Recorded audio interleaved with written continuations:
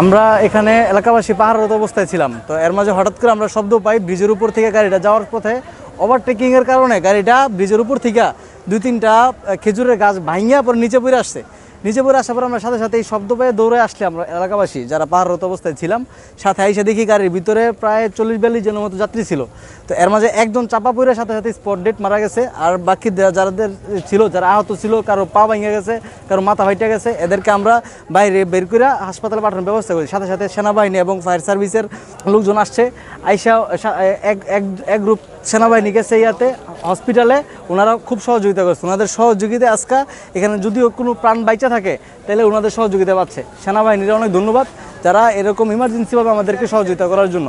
আমি হঠাৎ করে দেখলাম এই যে একটা বাস ঢাকা থেকে সিলেট যাচ্ছে, আর একটা সিলেট থেকে মানে ঢাকার দিকে যাওয়ার সময় বাড়ি লাগছে, বাস সংঘর্ষে বাড়ি লেগে একটা বাস ব্রিজের খাদে পড়ে গেছে, মানে নিচে পড়ে গেছে।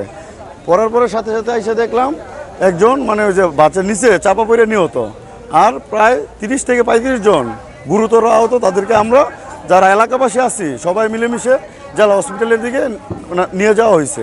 তারপরে সেনাবাহিনী বাইরে এখন আছে, আমাদেরকে সহযোগিতা করতেছে। মানে ঢাকা থেকে সিলেটের দিকে যাচ্ছিল, এটা সিলেট ঢাকা সিলেট মহাসড়ক রুট। এখান থেকে যাওয়ার সময় আমরা মাঠে ছিলাম, পাড়া দিতেছি, আমরা এলাকাবাসী সবাই মিলে এলাকা পাড়া দিতেছি। গন্ডগোলের কারণে দেখি হঠাৎ করে বাসটা পড়ে গেছে। সাইদাবাস থেকে সিলেটের উদ্দেশ্যে রওনা দিয়েছিলাম। সামনে একটা ট্রাক ছিল, মাল ভরা ট্রাক। এই ট্রাক ওভারটেক করতে যাই গাড়িটা উল্টাইয়া পালাইছে। আমরা আবুল খায়ের গ্রুপ থেকে আসছি, শাহ সিমেন্ট থেকে আসছি। আমরা ইয়াতে যাচ্ছিলাম সাতকে, সিলেট সাতকে যাচ্ছিলাম। যাত্রীবাহী না বাস ছিল, যাত্রীবাহী বাস ছিল। জি, এটা তো রাত্রের বেলা আমরা তো আর পুরোপুরি দেখি নাই, কিন্তু সবাই তো বলতেছে ওভারটেকের কারণে হয়েছে, মনে হয় তো ওভারটেকের কারণে হয়েছে। এটা আমরা এখন অলরেডি 35 জনের মতো শুনছি, এখন বাকি কয়জন আছে না আছে তো আমরা এখন সঠিক বলতে পারতেছি না। একজন মারা গেছে। হ্যাঁ, সবাই ওরা খুব দ্রুত খুব কষ্ট করতেছে। আমরা পোলাপান বাইবাজার যারা আছে সবাই দ্রুত খুব কষ্ট করতেছে। আমরাই খবর দিচ্ছি ওদেরকে, খবর দেওয়ার মাত্রই ওরা চলে আসে, দ্রুত চলে আসে, দেরি করে নাই। যে সেনাবাহিনীর টিমে অলরেডি কাজ করতেছে, আছে এখানে। এখন ডাকাতের ভয়ে আমাদের এলাকার পাড়া প্রতিবেশী যারা ছিল, বাইবাজার সবাই মিলে আমরা পাহারাই ছিলাম। থাকাকালীন একটা আওয়াজ শুনতে পাইলাম। আওয়াজ শোনার মাধ্যমে দেখতে পেলাম যে বাসটা একটা ট্রাকের ওভারটেক করতে গিয়া তাকায় রয়েছি, তাকানির মতো একটা বাসের ওভারটেক করতে গিয়া সেটা উপর দিয়ে নিচে পড়ে গেল। পড়ে যাওয়ার মধ্যে হইহুল্লা লেগে গেল। আমরা সবাই আসলাম, আইসা যতটুকু পারলাম উদ্ধার করলাম, উদ্ধার করে আমরা এখানে পাঠাইলাম। আমার পাশে এখানে এনডিসি মহোদয় আছেন, আমার ইউনিভার্সিটি মেডিকেল অফিসার আছেন। তারা অত্যন্ত আন্তরিকভাবে, আপনারা দেখেছেন যে এই রোগীগুলোকে আমরা সেবা দেওয়ার চেষ্টা করেছি। এবং অনেক রোগী এখানে অজ্ঞাত, যাদেরকে আমরা এখন পর্যায়ক্রমে তাদের আত্মীয় স্বজনকে আমরা প্রশাসনের মাধ্যমে, বাংলাদেশ সেনাবাহিনীর মাধ্যমে এবং জেলা প্রশাসনের মাধ্যমে তাদেরকে খোঁজ খবর দিয়ে তাদের চিকিৎসা করছি। এবং আমরা যে রোগীকে ভর্তি করার প্রয়োজন তাদেরকে ভর্তিও দিচ্ছি।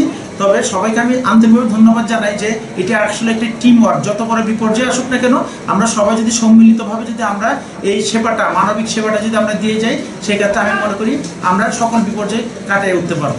44 জন রোগীকে আমরা জরুরি বিভাগে চিকিৎসা দিয়েছি। তার মধ্যে 10 জন রোগীকে আমরা প্রাথমিক জরুরি চিকিৎসা হিসেবে ঢাকা মেডিকেল কলেজে প্রেরণ করেছি, আর একজন ব্রড ডেথ হিসেবে এসেছেন। আর যারা 10 জন আমরা রেফার করেছি তাদেরকে যদি আমরা জরুরি চিকিৎসা দিয়েছি, কিন্তু তাদের অবস্থা আশঙ্কাজনক। আর আমি এই প্রসঙ্গে বলতে চাই যে এই মধ্যরাতে এই রোড ট্রাফিক অ্যাক্সিডেন্ট যখন এসেছে, অসংখ্য রোগী, সেই সাথে আমাদের এখানে এনডিসি, আমাদের যে কর্তব্যরত চিকিৎসক, আমার অর্থোপেডিক্সের কনসালটেন্ট, সার্জারি কনসালটেন্ট, অন্যান্য ডাক্তার সহ বাংলাদেশ সেনাবাহিনীর সদস্যবৃন্দ, এখানে যারা ছাত্র ছিলেন, এলাকাবাসী ছিলেন, গণমাধ্যম কর্মী সবাই, এবং অ্যাম্বুলেন্স যারা চালক ছিলেন, প্রাইভেট অ্যাম্বুলেন্সে তারা সহ, এলাকাবাসী সহ সবার আন্তরিক সহযোগিতা আমরা এই পর্যন্ত এটি ভালোভাবে ম্যানেজ করেছি। এখানে যে রুগীটা ব্রড ডেথ এসেছে একটা রুগী, আর যে রুগীগুলি এসেছে ম্যাক্সিমাম রুগী কিন্তু হেড ইঞ্জুরির রুগী, ফ্র্যাকচারের রুগী, এবং কারো এপিস্টেক্সিস, কারো ফ্র্যাকচার, এবং এরকম কারো মাথায় কাটা, তারপরে হাতে পায়ে ফ্র্যাকচার আছে, অসংখ্য রোগী। কারণ একটা রোড ট্রাফিক অ্যাক্সিডেন্ট হলে এক একটা রুগীরই কয়েকটা কমপ্লিকেশন, যে কারণে একটা রুগীর পিছনে হয়তো আমাদের 4-5 জন জনবল লাগে। এবং আমি আমার যত সিস্টার আছে ভিতরে এবং কোয়ার্টারে, সকল চিকিৎসক, সিস্টার, আমার অন্যান্য সহকর্মী সবাই কিন্তু সহযোগিতা করেছে পর্যাপ্তভাবে। কারণ রোড ট্রাফিক অ্যাক্সিডেন্টে কারো দেখা গেলো একই রোগীর হেড ইঞ্জুরি আছে, তার ফ্র্যাকচার আছে, আবার দেখা গেলো তার আরেকটা ইঞ্জুরি আছে, তার কারো এমন অবস্থা আছে যে কোনো রোগী হয়তো গ্যাসপিনের মতো অবস্থা আমাদের এখানে এসেছে। আমরা তাদের জীবন বাঁচানোর জন্য সর্বোচ্চ চেষ্টা করছি।